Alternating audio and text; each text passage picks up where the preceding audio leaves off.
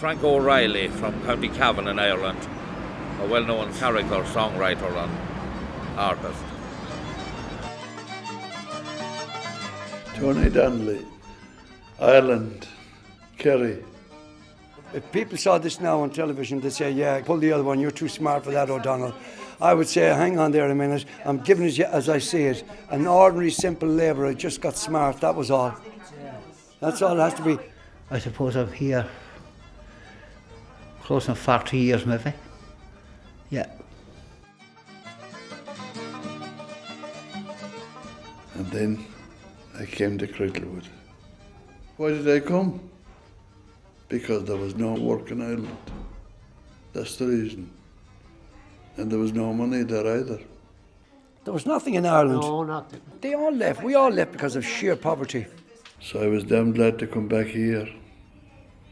And there was plenty of work here. And I worked on sites always and ever as a labourer. I could also drive machines and that, which I did on occasions in sites, but I didn't go in for that work, I went in for the labouring work, you know. Relief driver driving a crane. I'd have to climb up about 300 feet, pull me 22 stone up just while somebody was going on a tea break. So I'd climb up one, go up tower crane one, give him a tea break, and when he'd come up then I'd have to go down and I'd have to run up two. Then I'd have to come down it and then run up three. Then it's time for me to have a bite to eat myself. Then I start 1, 2 and 3 again. This was going on all day. So I stayed for about 3 days at it. I think I lost 3 stone in the first 3 days. Them days are gone. It's just the way it was at the time. That's the way it was. Used to get up in the morning there, shove themselves into the van. Most of them didn't know where they were going. You know, you could finish up in Birmingham, Coventry, Folkestone, down the South End. You had no choice. It was fierce hard. Men were working 12, 14, 15 hours, you know. Loads of men would be on a bus, or some of them were on lorries where there was no canopy. So if you imagine a frosty morning in mid of February, 7 degrees below, and you're in a lorry going along a motorway. I mean, at 40 miles an hour, you were frozen before you could say Bob was your uncle. You were like frozen peas. They had the hard times in the 50s. There was no kind of redundancies, there was no like bonuses, and there was no overtime, there was no holiday money. These things never existed, you know. All that went into somebody's back pocket, like, you know, higher up in the echelons of the construction.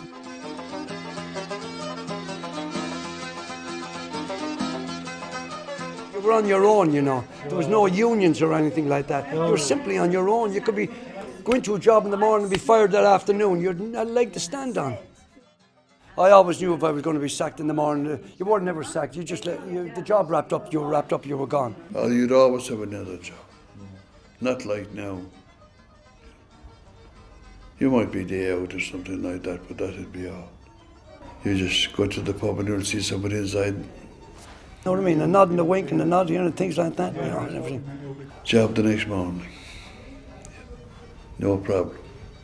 Well, it was easy to find work. God Almighty, the Irish, Jesus Christ! I can go down to, you know, I could go to China tomorrow morning in Beijing, and if I met an Irishman, I can guarantee you I get work in 2 minutes. So that's just the answer for you. Whether it be in Alaska, North America, South America, anywhere, the Irish are that kind of, I don't know. We just wherever where it's like going into a pub anywhere on the planet, isn't it? You know, if you met an Irishman, it wouldn't be nothing new. Most of the Irish finished up in the weekends in Cricklewood in pubs. It was nothing but pubs at the weekend. That's where they all met. The Crown. The Crown Hotel. The Crown across the road there was a very well-known place. It was great for the Irish music at the weekends.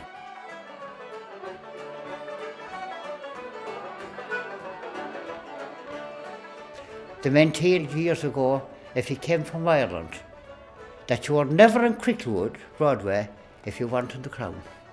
Now, you see? Fight every 5 minutes there. No problem to that. The cash checks, yeah, they did. Even cash checks in the Crown one time years ago. We'd get paid. We handed an envelope in cash a lot of the time, sometimes a cheque. Some of the pubs would cash the cheques up a Friday evening, you know.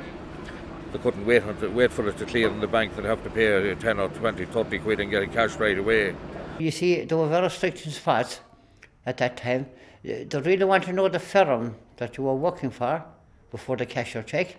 And they used to have notices up in their pubs too, to the effect of the firms that they would cash for. They'd look on the list there and some of the lists might have a red pen put through it, so they'd say, sorry, we're not cashing them checks at the moment. You know. Then it's time to start looking for a different job, isn't it? Keep the check as a souvenir of your last job. There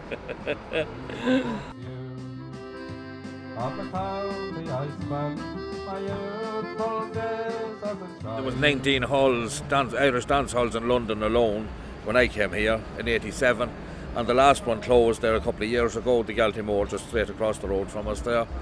From all over the whole of Ireland, from the north to the south to the east to the west to the provinces, whatever you like, they were all there going to a dance or something like that. Down off the top of the sandstone rock from the mountain hall of Crew. Packed with Irish. Saturdays, Sundays, every night of the week it'd be opened, packed out inside it. Now it is closed. That's all gone. I did when I was young, was around chasing girls and dancing. But anyway, right, I too old for that now. But however. There was the Chichili Cafe on the corner there, and Lil, God rest her, would open at 6 o'clock in the morning, and the people would all burst in and they would all make a queue up and have our tea and sandwich. And there'd be as many more queuing outside the door out onto the towpath. Now there's no one of them people, they're not about at all now, they're not in the buildings anyway. That's the story, and you don't see an Irish person nearly at all now. There was loads of Irish people here, everybody working that was able to work. And money was very good that time, but it's completely and so totally gone now. It was 90% Irish here at that time, and 10% foreigners. Now it's 10% Irish and 90% foreigners. It's Chichilla Road. If you ever go there and watch it, it's marvellous. All Poles, Bosnians, Romanians, every nationality, all looking for work. And they stay there until 1, 2 o'clock in the day looking for a shift. And if you go there Saturday and Sunday, they come there. And there's no hope. See what's up there. And they work really for peanuts. The Irish are all gone home. And they're all under the ground in the last 15, 20 years. Because Cricklewood was full of Irish. There's no doubt about it.